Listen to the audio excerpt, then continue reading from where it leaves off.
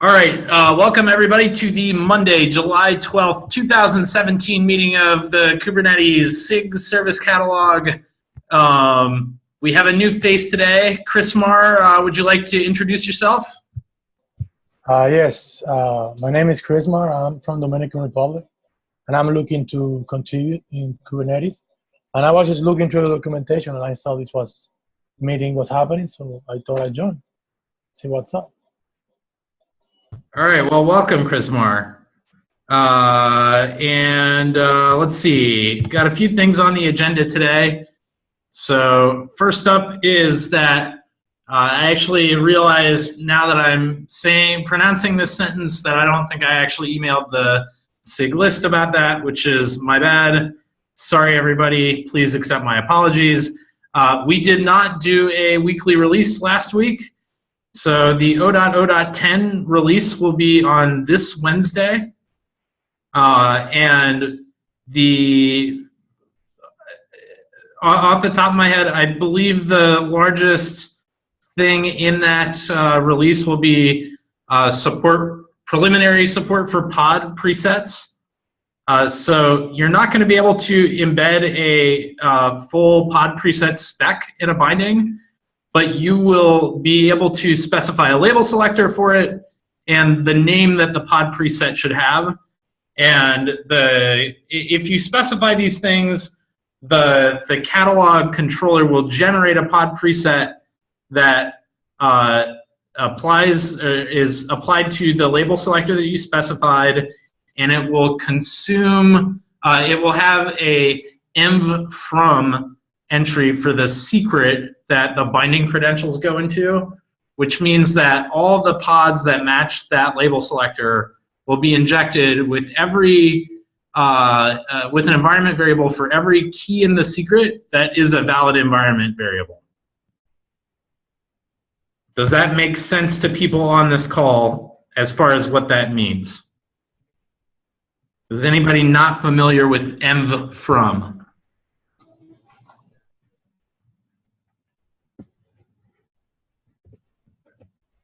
Okay, so I will have a demo of that next time. I realized as I was opening the call that it would have been great to have a demo, but I don't. So maybe sometime later this week or in the next weekly meeting. So the next thing that I would like to talk about is that we have not yet discussed in this meeting what the criteria should be for a feature which is proposed into the Open Service Broker API, but not yet released. Whether we think that the incubator repo is fully compatible with it, and whether we think it can be released in the spec. Now, for context, no pun intended, as you will see, there is a pull request which has been merged, to my surprise, that adds a new context field to the provision request that lets you specify a Kubernetes namespace instead of being limited to the coordinate system of Cloud Foundry, which has first-class fields for organization and space, which is a subdivision of organization. So I suspect that probably we have different opinions on what the decision plane should be, but here is my own idea of what the decision plane ought to be, which is that, one, the catalog incubator repo supports this feature and has it implemented, and that we feel comfortable that there's nothing about the feature in the catalog that would cause us backward compatibility issues in the future. So like, for any particular feature that is proposed to Open Service Broker API, I think that we should feel comfortable that we can support it and that we won't have to make a backward incompatible API change to support it in the future. And then this is where it gets a little bit more subjective, but I would also like for us to have some idea of whether brokers that intend to integrate with the Kubernetes service catalog have implemented a particular feature and also feel comfortable with it in the same way. So I'm sure everybody's just like dying to express their opinion on the subject. That is my own subjective personal opinion. So I'm going to take a wild stab here and guess that Doug Davis has an opinion he'd like to share. I'll try my best. I'm at the airport, so it may be hard to hear. I'm not sure what the background noise is like, but I think you need to separate out sort of what you said in the agenda, meaning for release versus whether we think a feature is good enough for the spec itself to go forward. Because for release kind of implied to me when I first read it, GA level on our stuff, and I'd like to keep our stuff sort of in sync with the spec itself. But in general, I think the way you described it is fine. I think a lot of it just is very subjective. Do we feel comfortable with it going forward? Is it going to break backwards compatibility? If it doesn't do that, and we like the feature going forward, then yeah, I think everything you described basically lines up with my thinking as well. Okay, Aaron, I see that you have an opinion on this subject. I am not surprised, and I invite you to go next. Yeah. So I agree with what you and Doug both said. Actually, I think it's important for us to stay real current with the OSB spec. There's a but, though. Of course, we've done a ton of testing service catalog against existing brokers, and to some extent, almost all the existing brokers that we've tested with, including our own Azure broker, they fail to live up to some part of the spec. So they all generally work well enough, and you can do the basic for major operations using service catalog. I would just ask that as we continue to adopt new features from the OSB API spec, we just take a moment to remember that first of all, a lot of brokers, as you guys have already touched on, a lot of brokers aren't just going to adopt those OSB API features right away. So we pay attention to that and make sure that we can still work with the old brokers, so to speak, but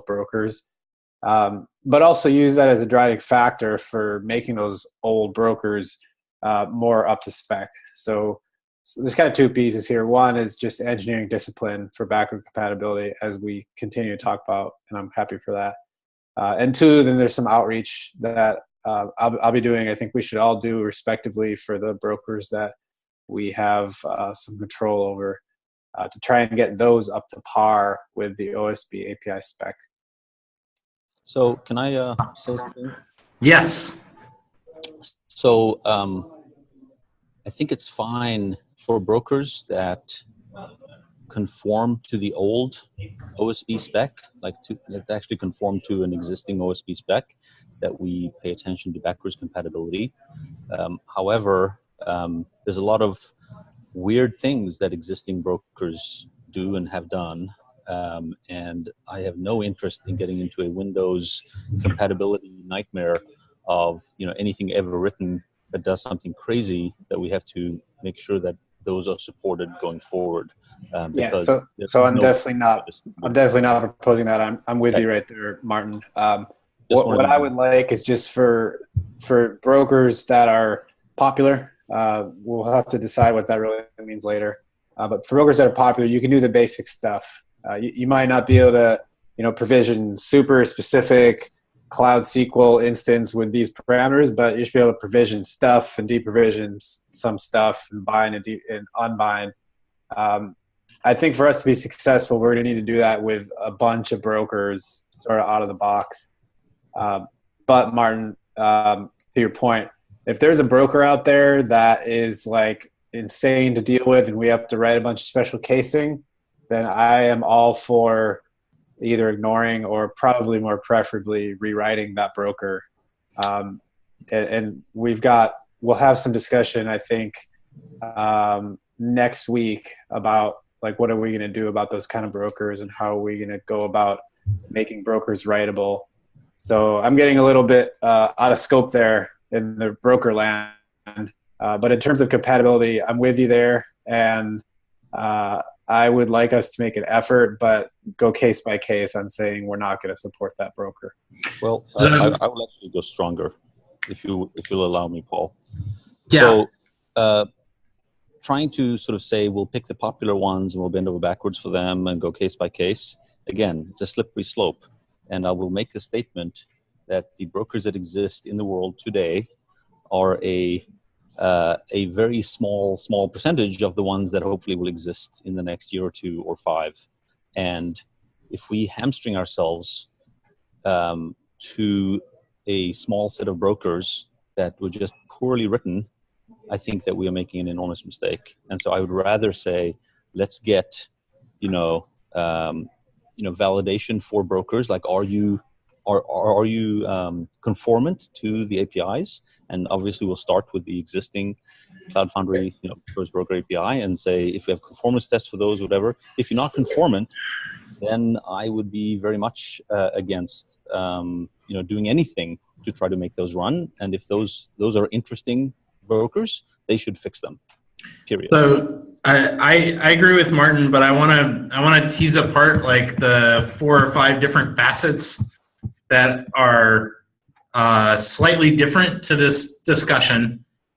The first one is we talked about, like Martin brought up, backward compatibility. So there's two different facets of backward compatibility. One is that the service catalog, the Kubernetes service catalog API needs to be backward compatible. Like as we add API surface for new features in the catalog or corresponding to new features in the Open Service Broker API spec, we need to do those in a way that is backward compatible. And in this context, what backward compatible means is that if I have a client for version N of the Service Catalog API, and I use that client to create request X against version N, that I should get the same result when I do that against version N+1. And I don't change my client at all, and I don't change anything else about the request, and I get the same behavior. I get the same result. The other one is like backward compatibility in the Open Service Broker API spec. And for those of you who are maybe only passingly familiar with that spec, the Open Service Broker API, and Doug, I see your hand is raised. The Open Service Broker API has to have backward compatible changes that, from what I can tell, fit basically the same definition of if a broker supports version N, and there's a new version of the API released, N+1, that broker should still be able to work with version N, and a version N client gets the same behavior, whether the broker knows how to support version N or version N+1. Now, there are, I think, so one of my personal things that I would like to change about Open Service Broker API that I think that we will have to do when we want to eventually make a backward incompatible change with that API is add protocol version negotiation, so that you could have a broker say, I support this version of the spec, only talk to me with that version, and be able to say, this is the version I expect you to work with me as. So those are the 2 backward compatibility things. The third facet is special cases for certain brokers, and my personal opinion and opinion as the champion role of the incubator repo is that we should not have any special casing for any broker ever, period, full stop. If your broker does not implement the spec correctly, you did it wrong. Change your broker. And I think it's more dangerous than a slippery slope. To me, it's more like a pit of lava in Super Mario. As soon as you start special casing brokers, you are just doomed. So third is that, actually, you know what? I'm going to leave it with that. Doug's had his hand raised for 5 minutes at least. I'm sure he's just pins and needles. Doug, why don't you go ahead and say what you got to say? Yeah, so I just wanted to say that I actually think we're all generally in agreement. I think the way you were sort of stating the hard line there, and I think Martin was stating the hard line there, I think is our starting position. I think if I'm allowed to sort of put words into what Aaron was trying to say there, is just if something comes up where something is spec compliant, but they're still acting a little odd, we're gonna take that on a case-by-case basis, and chances are it's not gonna really be a decision for us to make in this group. It's more of a decision for the spec authors to decide what they want to do about that special broker, because we are gonna be, at least we're gonna try, to be 100% compliant with the spec. So if there's a broker out there that isn't spec compliant, the issue isn't with us, the issue is with the spec, and they need to get it resolved over that working group, not ours. Now, the real reason I raised my hand, though, was because someone typed into the agenda or into the minutes, do we feel the context is ready? And I wanted to jump in there and say, from my point of view, I actually do think it is ready, with the caveat that we're going to probably need to add more to it, in particular the cluster ID, not just the namespace that's in there today, but that's an additive thing going forward. But as of the current version of what's in the spec in terms of just the context with the namespace in there, I think that's ready to go. So I don't disagree with you, Doug, but before we talk about context, and by the way, that was me that wrote that in there. Excuse me. Before we talk about context, I'm curious to know whether we, like, in a vacuum, forget about specifics of features. Do we feel that we have all been landing on basically the same page? I think we have, but I think there's another dimension that we actually haven't talked through yet, which is, do we want to have some kind of criteria that we need to be able to certify certain brokers as working correctly? And I will say, just for the record, that is not a realistic criteria to have for this particular one. I think it's something that we would want to converge on in the future, but we have no such thing right now, and we are not, it is basically not possible that we would have such a thing in time to certify the context feature. Martin and Aaron, you have both raised your hand. Aaron, why don't you go first? So I would love to not have to special case. I will do the most as I can as a contributor to this repository and other brokers to not have to special case. But I can say that we have tested Service Catalog with quite a few different brokers across lots of different vendors. Most, like as I said, most of them work, but there are thorns that need to be addressed in order for these brokers to work with Service Catalog. If we don't address them, then one of two things will happen. Either the person who wants to use the broker in their Kubernetes cluster will submit a patch to the broker and fix it, or they will ditch us. And we've seen that pattern before. So generally speaking, the person who's using the broker owns the broker, and that's great because they can fix the broker and it's pretty easy to deal with. We have gotten a few people coming into our Slack and asking how can they make their broker work given this error happens. And so far, those have been just issues with our UX. We can tighten up some part of our UX and they can figure out what's going wrong, and all is well with the world.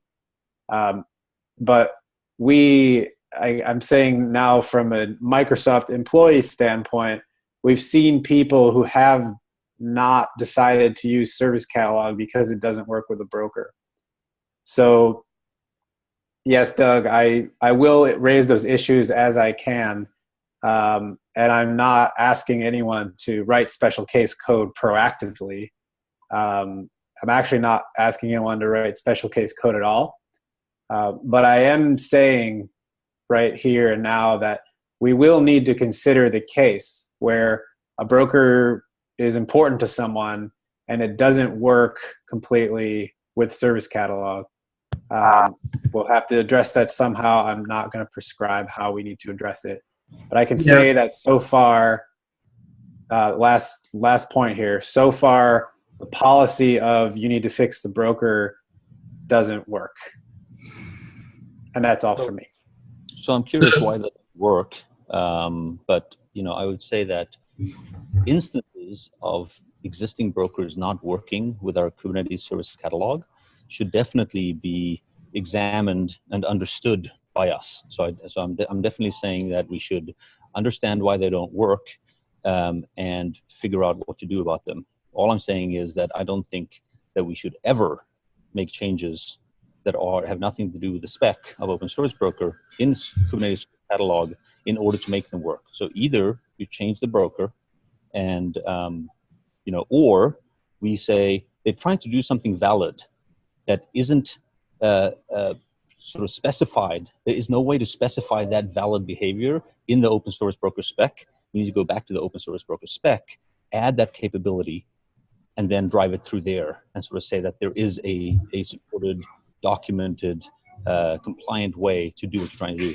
I mean, I've heard all sorts of stories, and I think that the people on this call who are guilty of this, where there are brokers that are being written that assume they are being used from a particular runtime environment, whether that is, Cloud Foundry or Bluemix or OpenShift. I'm just naming them all because, I don't want to name any names, but if you're writing a broker that assumes this particular runtime environment, in my opinion, that's not really a compliant broker. The fact that it doesn't work when you use it in raw Kubernetes is a bug. It can't be certified as a standard broker, and we should understand those cases and again drive to add whatever features are missing from the Open Source Broker spec that made somebody sort of reach around the curtain and like do something with the environment that they're assuming they're running in. So I will say, like, I think that we should close that discussion on the special case thing in the absence of a particular example to talk through. I think that we should leave things on this matter as follows: since I think we all know that the current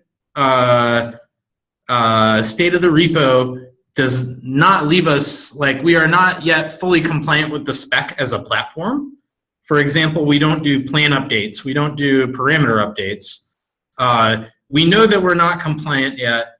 I think that we also all know very well that that the Open Service Broker API, before it became Open Service Broker and was Cloud Foundry Service Broker, came from a culture with a lot of oral history and a lot of unwritten conventions. And so I think it's virtual certainty that we will find areas of the spec that are ambiguous, and we've already found a ton of those. So, like, if you look at what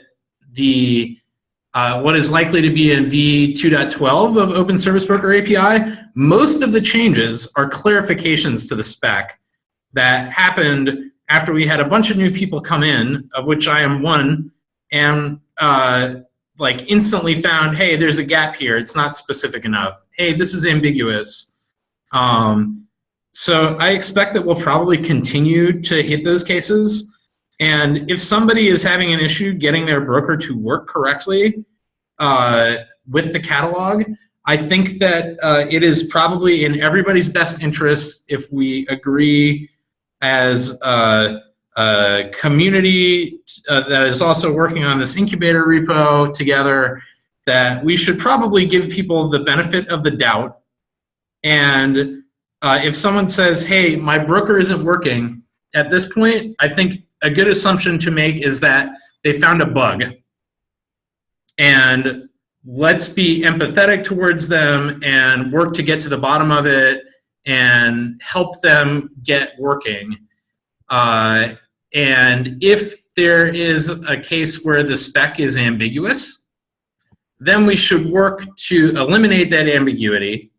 And if there's a case where we just did it wrong in catalog and we need to fix it, we should definitely fix it.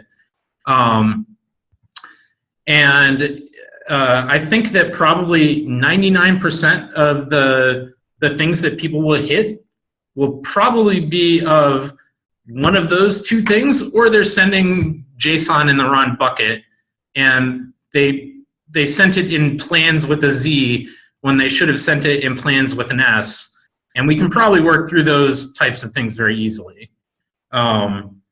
So Doug, I see that you have raised your hands again. I think that we, well, I'm going to stop talking. Doug, what do you want to say? No, I was just going to say I'd rather wrap this up because I think we're getting to the point now where it's almost like we're rat-holing or wordsmithing over text that we're actually not actually looking at or trying to construct. Other than to say I think we're all in agreement. Let's wait until we have a concrete example of a broker that wants us to do something we don't want to do, and then we'll tackle at that point. But until then, let's just move on because I think we're all in agreement. Okay, I think the salient point of what I want us to take away is that let's give people the benefit of the doubt that are having trouble getting their brokers running, and let's work with them. And we'll handle things on a case-by-case basis. So now that we have level set on that, I tell you what, I'm going to take an action item to write that up.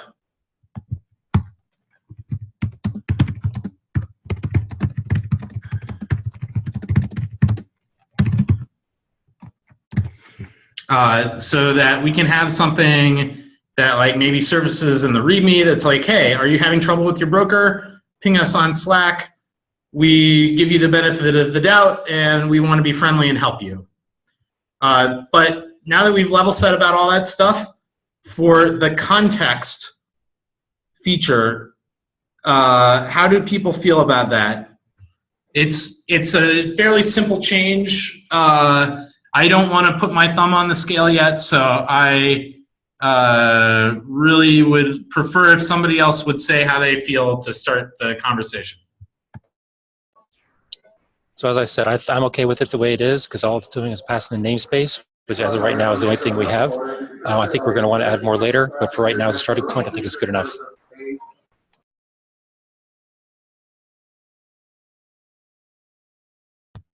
Yeah, I would agree. For now, we're sending namespace. That seems appropriate. So, thumbs up. So, Doug or Aaron, have either of you actually implemented that feature in a broker that is relevant to you? I have not, no. Okay. Okay. So here's my own personal opinion, is I think this is just about the simplest change you could make to the API. I don't think that, I'm confident that we can add things to it that are backward compatible in the future. I will say, at Red Hat, we have not yet implemented this in any of the brokers that we care about. And so the question that I'm struggling with is that I saw that the pull request has been merged. I'm not sure how it was merged. I'm sorry, this is the pull request to add this to the state of the API to be published in the next release. I'm not sure how it was merged. I do not think that it should have been merged. I do not think that any process was followed in Open Service Broker to the extent of like, of the platforms that are trying to implement this spec, which of them think it is ready? That is something that I will be bringing up tomorrow on Open Service Broker API Working Group. But it's a fairly simple feature. I would like not to do things. I would like to follow some kind of rules, but in this case, I think we could probably live with it staying in and being in version 2.12. It is definitely a positive change for brokers that target Kubernetes. I wonder how other people feel about this, given that nobody seems to have actually implemented this yet. So in general, I agree with you, Paul. I was actually a little bit surprised it was merged as well. Having said that, it's water under the bridge. We could, if we really wanted to be an ass about it, and ask for it to get rolled back. I don't think it's worth it at this point in time. I think the steps you've taken in the other working group to ask for clarification of the rules and the process and try to be stricter about that going forward is the right way to go as of right now. Martin, your hand is up. So I like being asked about things. So I'd say if it was done, not following the rules, I'd say the default should be just roll back. But I actually have a question about this because I wasn't sure whether I heard anybody state a good reason why this is something that we should be automatically adding context, and whether context is something that we as the service catalog should just be pre-populating with namespace and with I forget what the other thing that Doug said we probably add to it. I think it was cluster or something like that. Is that really something that we should be prescribing? Is that how we intend this to be used? Or is this something where for a particular user that they're going to say, I want to be able to configure what kind of stuff gets passed to brokers in this case? Because I'm not sure which broker you would have to write. Like what broker would you have to write in order to be able to understand what the hell a namespace or a Kubernetes cluster, which is only one of the possible things that could consume brokers, like what those things mean. And if there isn't a clear answer of like, oh, here's an explicit use case of why this makes sense, and this is the kind of broker that would make use of it, then I would say, let's not implement anything right now until we actually understand, do we want this to be a platform specified thing, or is this a user specified thing?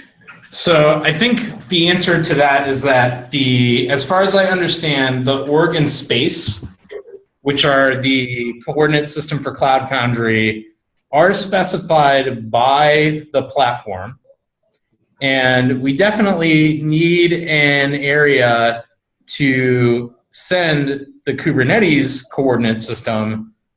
The problem is that like the way that the API ideally would have been written in the first place is that it had something like context that's just a bucket that you can send whatever.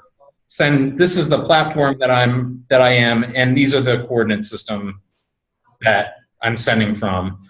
Unfortunately, we did not have reality play out that way, and there are first-class fields for the Cloud Foundry coordinates in the API, and we did not want to add new fields for Kubernetes coordinates. So I think there is a really good case for sending it. And here's where I let Doug talk, because he's the person that actually wrote the proposal. Can I just add one thing, though, first, and then I'll let Doug speak on this. The Cloud Foundry was a monoculture, right? Because it was the only thing that used service brokers. Service brokers were only ever written for Cloud Foundry. And so using that, it's kind of a very convenient sort of catch-all for making lots of assumptions about your environment. I'm just trying to figure out, if I'm writing a service broker, how do I write a service broker that's actually going to work with all of your guys' stuff, right? That's what I want to do. And if every single one, if every single environment that can consume service brokers passes random stuff or just stuff that I have no idea what it is, then, I don't understand how I can write a service broker that interoperates properly. So I have a feeling that people use this or want to use this as a convenient backdoor. Again, back to sort of like reaching around the curtain that I said earlier, is that if you happen to be something that is aware of Cloud Foundry, or is aware of Kubernetes in this case, you might wire something up on the back end, like completely out of band, that basically says, hey, Kubernetes namespace is foo means blah, right? I would rather find those scenarios and put those into the service broker spec to drive that forward. The admin or the lifecycle API, whatever you guys are calling it, these various actions proposal, that kind of stuff is a direction where you can start negotiating about other things that is much more rational and principled, I guess, is the word that Greg and Chuck would use. So that's my thing. Now on to Mr. Doug. All right, so this was specifically added because there are lots of brokers that do need to have some understanding about the context in which the application is going to be executed. Now, there are some that don't necessarily have to understand what org and space or namespace actually is. They just need to be able to know whether something is unique relative to another instance that was created. Because, for example, they may want to limit one instance of a service per context, right? So they don't, like I said, they don't necessarily need to understand what organ space is, but they just need to be able to do a uniqueness check, right? And that's one level of service broker. Now, there are other service brokers that are exactly as you described, right? They understand exactly what organ space is, they're going to understand what namespace is, and they're going to want to talk to the platform and do some special behind-the-scenes work. And those are more advanced, not hard-coded, but smart and knowledgeable brokers. And they exist out there because they need to do other things, and we need to be able to help those guys out. But to your original point of, well, how do I make a very generic broker that doesn't want to understand any of this stuff and just wants to talk to everybody? You can do that. You don't have to understand context. And that's one of the reasons context was created, was to allow us to move this platform-specific stuff into a field where you could say, if you don't care about it, ignore it. But if you ever do need it, it's all in one spot, and here's how it's defined for a Cloud Foundry platform, here's how it's defined for a Kubernetes platform, and that's just the way we designed it. So we basically support all three different types of scenarios. And you're the one that you're most concerned about, which is support anything under the sun, that's fully supported the way it's designed. But to be honest, I'd rather have this discussion in the spec working group rather than here. Yeah, I also think that this is probably more appropriate for the spec working group, and I'm happy to continue the conversation offline. I am not sure where this leaves us.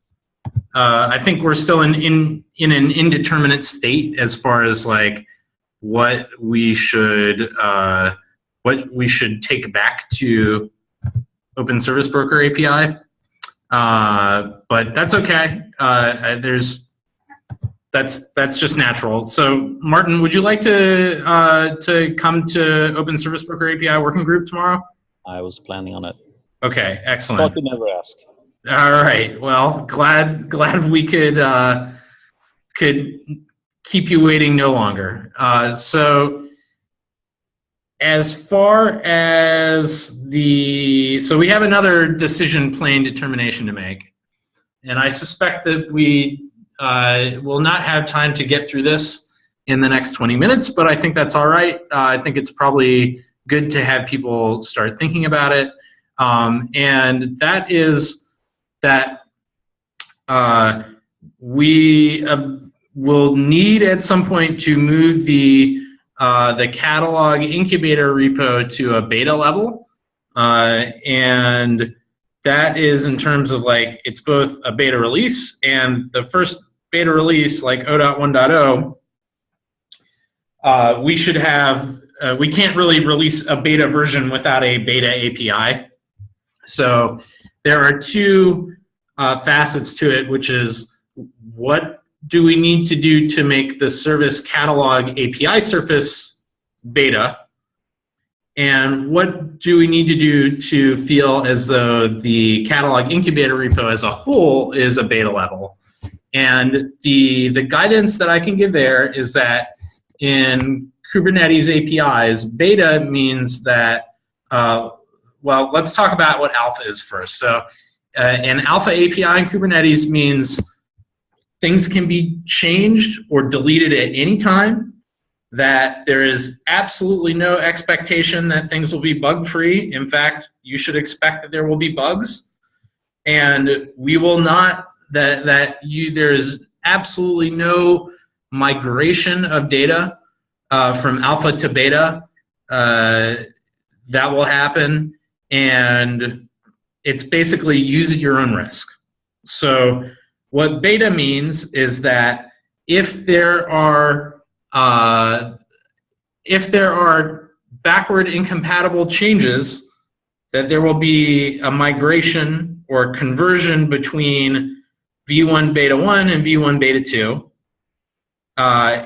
There's also, once you call an API beta, the constraint of we should make an effort to have a data migration. All right. So API resources that are beta, when the API goes to GA, should be migrated. So data should be migrated when something goes GA.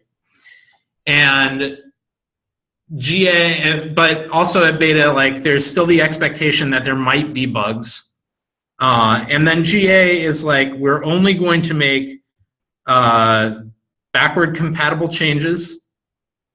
Obviously, data gets migrated naturally since it's only backward compatible changes. And to make an backward incompatible change, like to a V1 API, you need a V2 alpha 1. So if you're going to make a backward incompatible change, you can't do that within a V1. It's got to be a new version that's alpha. So we have been talking amongst Vile, Doug, Aaron, and myself a little bit about what the criteria should be. And since I have the bully pulpit, I will utilize it now to tell you my own personal idea of what it should be. And I'm going to pull a place where I've written this up on my phone quickly so I can look at it. And I'll throw some stuff out there. So the first thing is that before we take an API to beta, we need to have API review from one of the owners of Kubernetes, and we need to incorporate and act on the feedback from that API review. The second one is that I think it would be a really good idea before we call our API beta and we call it catalog beta, is to have plan update and parameter update implemented. And the reason that I think these are important to implement before we go to beta is that I could see especially parameter update being something that affects our API somehow. And as we have just discussed, there's work that you have to do if you make a backward incompatible change to a beta API. And I'm lazy, so I don't want to do any work I don't have to do. If we can implement those two use cases, I think that we'll be able to have a much higher degree of confidence that we can go to beta without making a backward incompatible change. Like if we were to go to beta and then we implemented these things, I think we might find that we had to make some backward incompatible changes. And then let's see. Sorry, I'm still digging this thing up. So I would also like to, I think that these are actually certain things that Aaron may have been referring to, and I know that we've had some of these in our integrations at Red Hat, is there are some edge cases like if provision failed, then I can't delete the instance resource. That we're not going to be able to hit every edge case, but I think that we should try to ensure that we can handle things like if I made an instance resource and the provision failed, I need to be able to go and delete that as an example. So misbehaved brokers should not torpedo the API working correctly, I guess would be one way to say that. And then also, I think that we should talk through broker update and what happens when you call a broker's catalog endpoint again and you get a new payload that has diffs from the last payload that you got. And I know that Aaron, you have some opinions about this too. So I am going to mute myself, and anybody who wants to talk can. I only have additions. I don't have opinions, differing opinions on what you said about broker update. So I can give my additions if anyone else doesn't have opinions on what Paul said. Go for it. I will take that as a no. Okay, so one thing that we've seen a bunch of is it's very difficult for people to grok the difference between the core Kubernetes API server and the service catalog API server. The question we get almost constantly on every show, every demo, every talk, every user that we've seen is, why do I have to do that? So one criteria that I personally have for beta is to have this thing working behind the aggregator and have our documentation up to date such that no one has to get the service catalog API server's IP or create a kubectl context. And ideally, they could bundle instances and bindings and potentially even brokers with Helm charts of their applications, since we use Helm charts pretty significantly to distribute applications. And that is so that a single Helm install can illustrate the power of Service Catalog all the way from provisioning through binding through your app starting up. And then on the other hand, when they do a Helm delete, then the deletion of those aforementioned resources would tear down the application and unbind and deprovision. So you can kind of see, taking all these steps that are currently in our walkthrough and compressing them down into potentially 2 commands. That's super powerful, not only for demos, of course, but something that our users that we've shown this thing to have requested quite a bit. So that's one of 2. The other thing is around testing. I'm not going to beat a dead horse. I'm just going to say that the stuff that I've talked about with the concept of real brokers and having edge cases that Paul has mentioned as well. Those things come from, of course, real world testing. So I would like to see us do some more of that, both before we go to beta and kind of sustain it throughout the rest of the development cycle after beta. And that's it for me. So I agree with all those things. And I had something salient to remember, but now all I can think of is bag of yams. So I'm sorry, that was my spell check.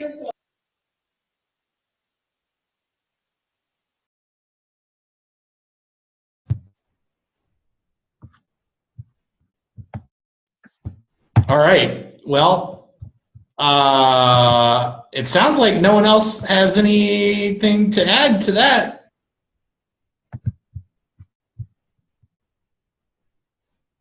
Do we know when the aggregator is showing up? So in Kubernetes 1.7, the aggregator is actually embedded in the Kubernetes API server. Aggregator should be everywhere in 1.7.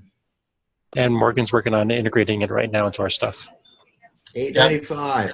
And Jeff has been doing his own integration work with the OpenShift 3.6 aggregator and catalog. So we have some folks working on this.